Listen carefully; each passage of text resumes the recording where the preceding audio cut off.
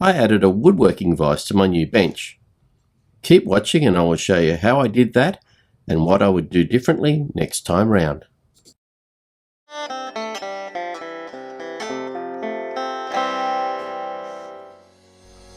A woodworking vise gets a lot of use in my shop. I had this quick release vise on my old bench and it was still in good condition, so I decided to add it to the left hand end of the new bench. I wanted to have the top of the jaws level with the bench top and the front of the rear jaw just a little proud of the apron to ensure there was no impediment to holding long stock.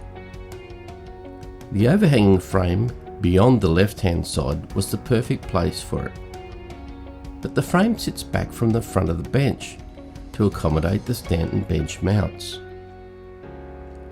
So I constructed a laminated spacer using some hardwood which allows the vise to sit at the right distance from the frame, and I made it to be level with the top and bottom of the frame. A rebate is needed for the rear casting of the vise to sit back into the spacer. I used some threaded rod through the hardwood spacer and bolted that to the frame.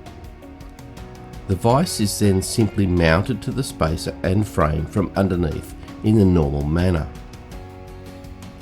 The vise jaws are made from the offcut from the hardwood bench extensions. Originally the front jaw was attached with simple screws, however these broke free due to the leverage involved in the jaws being well above the cast iron frame. I replaced these with countersunk bolts and Loctite nuts. All in all, this works quite well, except that the retractable bench dog is now of no use, as the jaw height is too high to allow it to protrude above the bench top. So both the issue with the jaw screws breaking free and the bench dog height could be remedied by setting the vise into the frame using a rebate.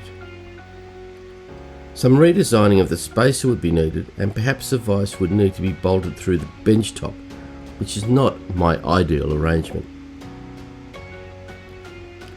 Food for thought for some modifications down the track.